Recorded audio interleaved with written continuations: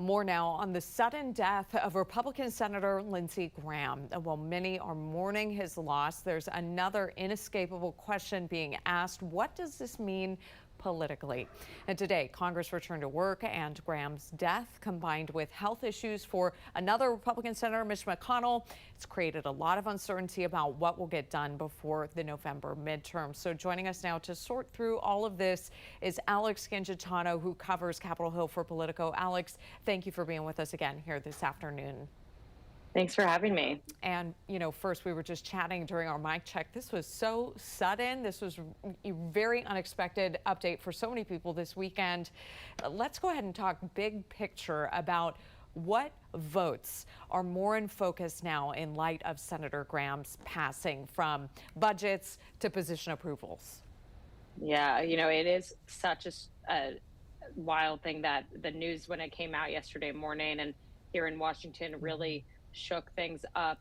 And in Capitol Hill, without how tight margins are, we will know that the South Carolina governor is going to appoint somebody. So in terms of having that Republican seat filled, that's important. But Senator Graham was so much more than that. He was such an important voice. I spent yesterday talking to people about how he was the person who bridged the gap between the Senate Republican leadership and the White House. He was able to kind of speak Trump, but also speak Senate. And so he helped that link. And so without his voice on things like the SAVE Act, which is the election integrity bill that is Republican led, that the president really wants to see passed, he's really passionate about it.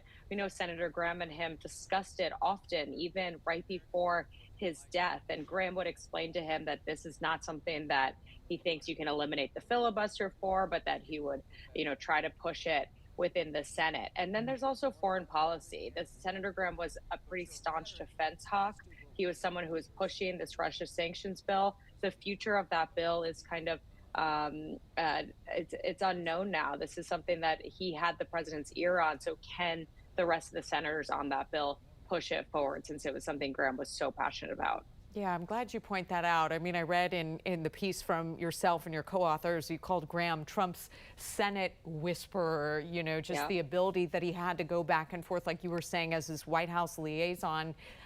Alex, we know the late senator was also on a number of committees. He chaired the budget committee. Can you walk us through those roles? Who's in line maybe next for those? If we've heard any names, how they may take a different leadership approach there, for example, than Graham did with, the budget as the budget chair. Yeah, no, it's really interesting. He had such stature on Capitol Hill, being there for decades. And so what does that mean for his chairman role? We do know that Senator Ron Johnson has already said he's prepared to take over that role. And he's someone who has also been around the Senate for a long time, and I think would honor the legacy of what Senator Graham was doing in that role. But in terms of the power that Graham had, that he even was not just a liaison to the White House, but a liaison to the media. He could leave a budget meeting or an important meeting at the White House or within the House Republican caucus and come out and talk to the media about what the priorities are, what he wants to see done, how different things are impacting what the president is looking at. And so his role as a chairman, he got to be kind of the eyes and ears of what was going on in that budget committee. And now without him, it's pretty big shoes to fill. There's also the shoes that he has to fill as who's kind of the traditionalist senator who can speak Trump, as I mentioned. And we were talking to people about who that could be. Is it a Ron Johnson, who's been around for a little while, or is it one of the newer senators? We heard the name Bill Hagerty come out, or Kevin Cramer, perhaps, people that are able to kind of bridge that divide too.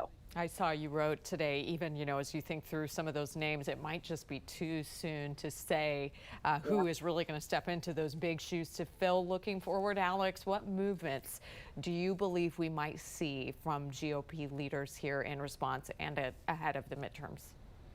Yeah, so I think, domestically, this SAVE Act is a really, really tricky one that I think the House leaders want to get it done for the president. Speaker Johnson wants to get it done.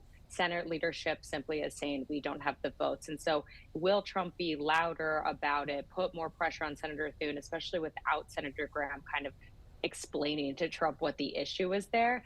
I think what we will see some movement on, though, is this Russia sanctions bill that I brought up, because just on Friday, there was already movement. There was an agreement that came out. We didn't know the details of it, but basically that this bill got President Trump's blessing of go forward with it. This is something Senator Graham had worked on for over a year. And so since we know that the White House gave their blessing, we know now that other senators are passionate about getting it done, and House members are passionate about it too. Is that something that can actually move forward in order to honor Senator Graham's legacy?